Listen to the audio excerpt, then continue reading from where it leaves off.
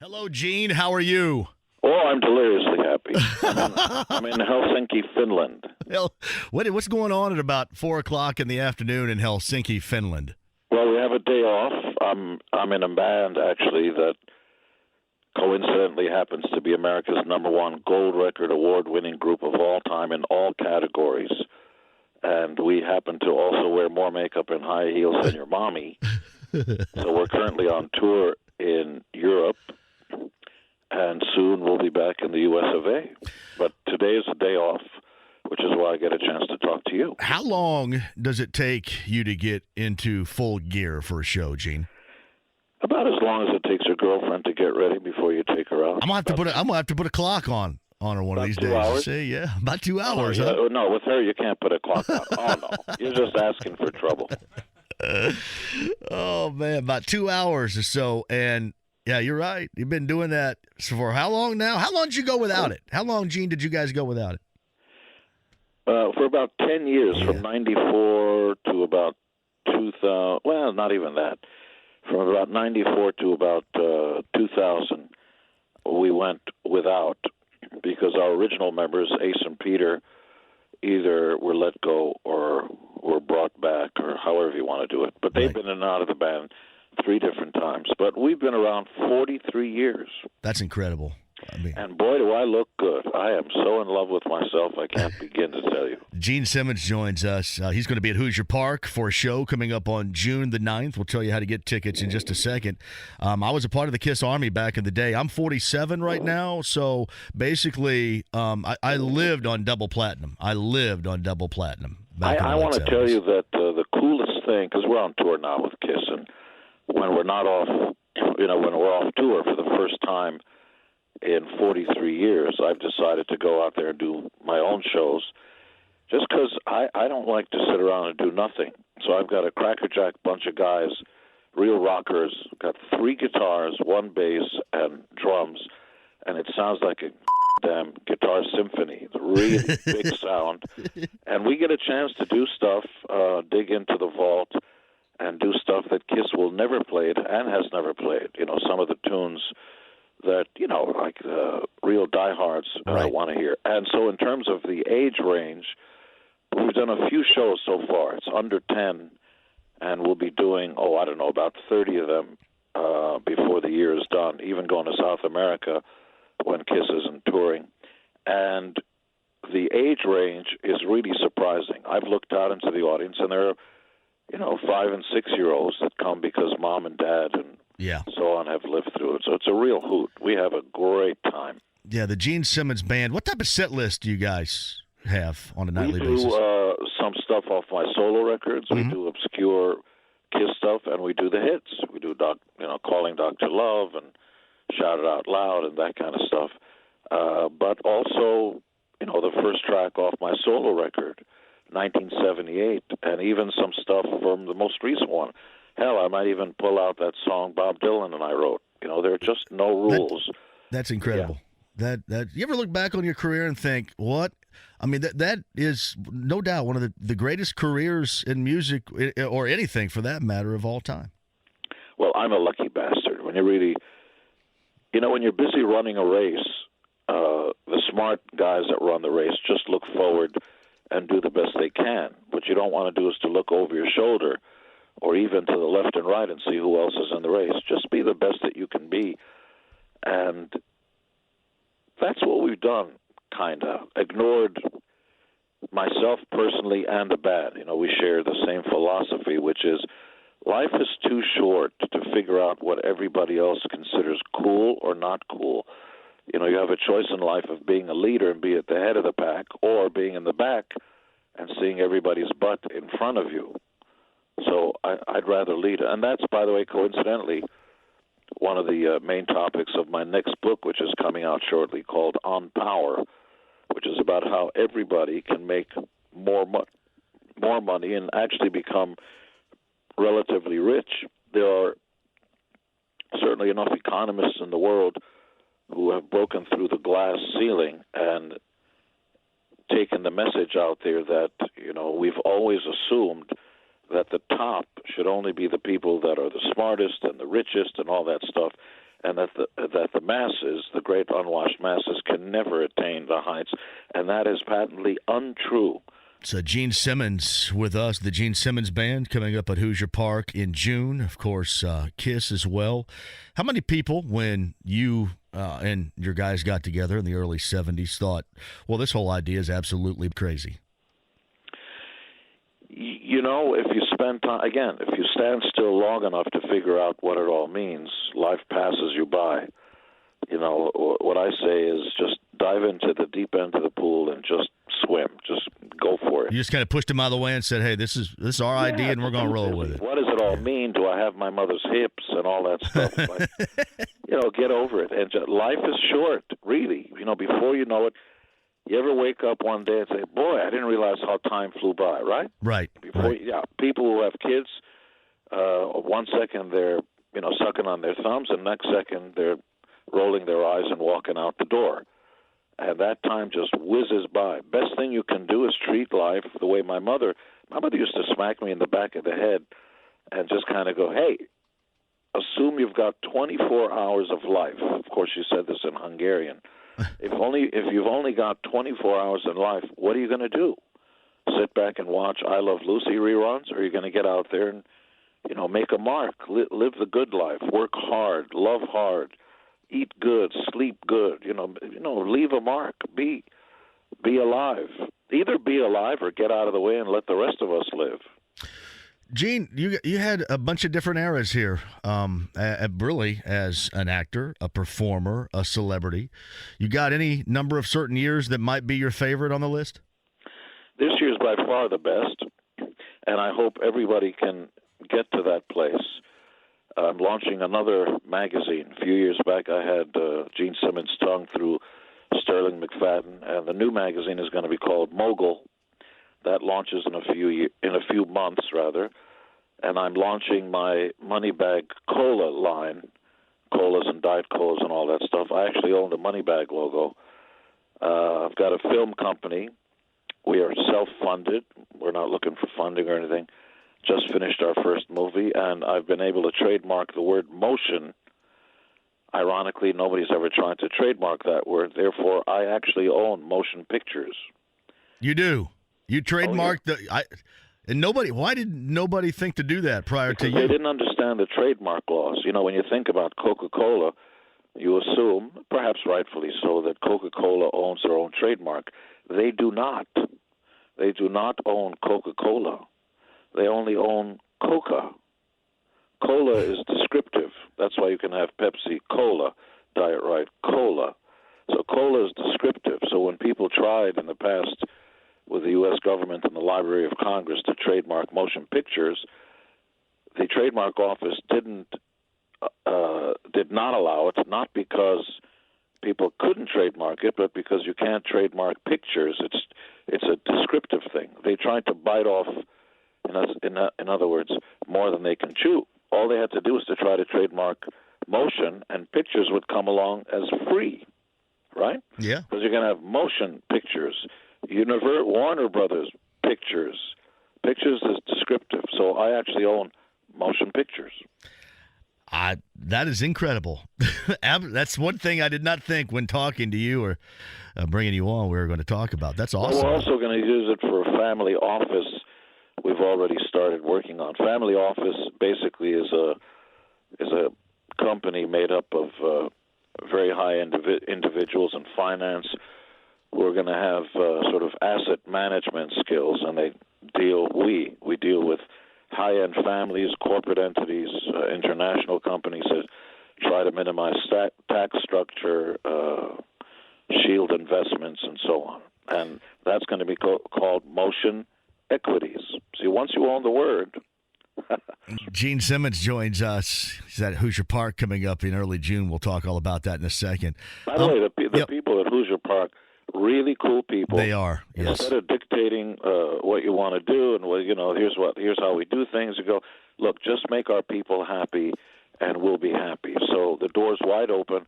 We're going to, usually the stage is left for those who think they're also important, and folks aren't allowed on stage. We're going to change all that. See, we're going to have a lot of fun. We're going to pull people from the audience. If you think you can play, you want to jump on an instrument, you're going to come up. If you have a kid who you think is a rock star, send the folks at Who's Your Park your videotape. Show us they got it. We think they're cool. We'll pull them up on stage. We'll pull a whole bunch of folks on stage. That's awesome. To sing rock and roll with us, rock and roll all night with us. So you can video it, share it with your friends, spank your farm animals, do whatever it is that makes you happy. That is awesome. June the 9th. And by the way, so send those videos to Hoosier Park is what you said? Yeah. Yeah, great. That is awesome. That's going to fire up a lot of folks around here. June the 9th is the show at Hoosier Park, and Gene Simmons joins us. How much did you enjoy back in around 2007 or so being a part of the I Am Indy promotion? Actually, Simmons Abramson was the marketing company for all of it. That was myself and my then partner. Right. And I'm the strange guy who came up with the marketing campaign. I renamed the IRL to IndyCar. That was me. I came up with the campaign I Am Indy because I love the way I feel when I get behind the wheel, and I co-wrote the theme song, which then became, the right. marketing tool. And in the years that I was there, business skyrocketed, blah, blah, blah. And then the structure, the hierarchy changed, and the new folks, part of the family actually, and I don't want to be too specific, the new folks that came in that ran Indy, I guess IndyCar rather, I guess didn't like this rebel guy from the outside who was, telling him what was wrong. But actually, that's really what you want to do, and that's why I do speaking engagements for corporate entities and all kinds of stuff that I'm not qualified to actually talk about, except that that's really what you want, because when you think about it, Spielberg, who's the most successful filmmaker of all time, nobody's going to tell him how to direct or edit or do anything, but he does a very curious thing. When he's done doing it his way, to his satisfaction, he'll take his finished film, directed by Steven Spielberg, and I know the man, so I know what I'm talking about. So he takes his film and he goes to Moncton, Canada, or some St. Joseph, a place that you haven't heard of, Mankato, and he goes and he asks the most unqualified people on the face of the planet what's wrong with his film. And that's what you want, because ultimately you and me and Spielberg and the Pope and everybody else works for the masses. You guys are our bosses, and we just work here. We better figure out what you want, or we're going to be out of business, see? So at the very least, we should be asking you, what do you like, what do you don't like? Does that make sense? Yeah, it does. Should they have gone with that longer? What did they? I'm not there to tell you what you want to hear. I am there asking questions, right. Which is why in religion, I'm not your best friend, because as soon as you say, and God said, I go, oops, just a second. How do you know that? So I'm not questioning anyone's beliefs. I would immediately just want to test the walls, and that's what you want. You want to think out of the box, because anybody who's got the goods shouldn't be afraid of anybody else asking, how do you know that? You've got to validate, not just spout, ritual and all that stuff. So anybody, whether you're a politician or a rock star or a self-professed, religious guy who says God is talking to them, there are a lot of those on TV. And I think they all mean well. I'm not here to say they're not good guys. But when you hear somebody putting their hand up in the sky and closing their eyes and going, yes, Jesus, what do you want me to do? I go, oh, just a second. I'm not questioning that you're a good person and you want to make the world a better place. I'm questioning, how do I know what you're saying is so? Like, prove it. Gene Simmons joins us. I was talking to Speedway President Doug Bowles about 2 months ago or so. Of course, we're coming up on the Indianapolis 500 at the end of this month, and he had mentioned, we were talking about bands for Carb Day, and he had mentioned a great deal of interest, and I thought this was good too, if he could ever get you guys to come back as KISS and play Carb Day. Would you ever have any interest in doing that? Of course I would. One of the first things when I was given the honor of being, Tony George, who was then CEO, took us around to the museum We went underground and saw cars going all the way back to the late 1800s. People may not realize it, but right there at the hallowed grounds, not too far from the Brickyard, is this museum that the Holman George family. And it's interesting, when we first started touring, one of the first buildings we ever played was the Holman building in Terre Haute. Yes, it was. Yeah. Yeah. The Kiss Army started there, right? I've never been high or drunk, so I remember that stuff. And, of course, we'd love to play Indy, to play to a few 100,000 people. By the way, most people don't realize just how big the Indy 500 is in terms of real estate. You can take every single football stadium in America and fit it, that includes the parking, and fit it within the territory of the Indy 500. Did you know that? That's how big it is. Yeah. Oh, yeah. No, it sounds like what? What do you think? No, really. It is a huge play, no doubt. Well, at its biggest, you can pull as many as 500,000 people. More people go to the Indy 500 than listen to the Pope at Easter Sunday. The Pope can pull 200,000 people. IndyCar can pull twice that much. I can tell you this: last Carb Day, Journey played, and there were 100,000 plus people to watch that. Yeah. It was. We took them out on one of their first tours way back in the 1800s. But you don't want Kiss to play there and be like every other band. No. We shake the heavens. Yeah. In fact, if anything, if and when we play there, we would warn the local airports to keep the low-flying planes away, because we will knock them out of the sky. It'd be earth-shattering, right? There's no doubt about that, and I think that's why Doug brought this up, and I thought it was such a great idea. Seriously, Doug knows where we are. Yeah. Gene Simmons joins us. Is there any chance we ever see Peter and Ace and you guys, you and Paul together again? Maybe on the very last day. I mean, whether it's your father who misbehaves and is dysfunctional or not, how many chances do human beings get in life? Yeah. In the real world, you get one. You mentioned, too, that, normally in life you get one chance. And, I mean, they've been given, how many chances altogether? 3. Yeah. And both Ace and Peter, God love them, have gone through, tens and tens of millions of dollars of everything. And it's all gone. Man. Gene Simmons joins us. Again, we want you to send your tapes, whether you have a kid or you're a performer, whatever, to Hoosier Park, and Gene may pull you up on stage coming up on June the 9th, correct? Oh, I think somebody's going to be up there with me, and not one. The last show we did a few weeks ago, because, we pick up dates here and there when I've got some free time, because I love it. I mean, I have the time of my life. It's such a kick to, play for a few thousand people instead of stadiums, because you actually get a chance to see people's faces.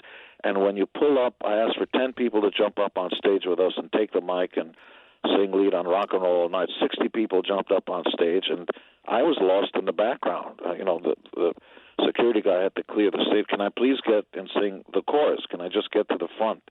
So everybody was jumping on stage. It was great. The best thing of all of it is everybody in the audience were smiling and hooting and hollering. It's as much fun as you can have with your pants on. Yeah. It is. It's going to be great. Again, June the 9th up there, too. You mentioned Terre Haute. That was, you said that was your first gig, right? Terre Haute? One of the first shows we ever did. When we first started touring in 1973. That is where the Kiss Army was created, correct, in Terre Haute? It was. There's a guy named Sharkey. He's called in here before, too, actually. Oh. Yeah, he's still around. He's called in here before. People may not know it, but we didn't create the Kiss Army. Yeah. What had happened was that he was listening to the local radio station in Terre Haute, or as some people say, Terre Haute. They do, yes. I know it. And so the radio station, which was outside of town, broadcasting like a little brick broadcasting center, said, well, we don't play Kiss on this radio station. And he said, no, you have to play it by 5 o'clock, or else I'm going to get the Kiss Army and we're going to surround you. And, of course, the radio station said, yeah, right. Sure enough, they didn't play it, and they were surrounded. And I saw a newspaper article, as the legend goes, Kiss Army surrounds, the call letters of the radio station, and that's where the legend of the Kiss Army started. Yeah, the guy calls in here. He's called in here a couple of times, I believe, to talk about that too. So I mean, I remember at the time. Listen, anybody in my age demographic, anybody Generation X who never picked up a shovel or a broom and didn't try to play, air guitar to Dr. Love or Hotter Than Hell.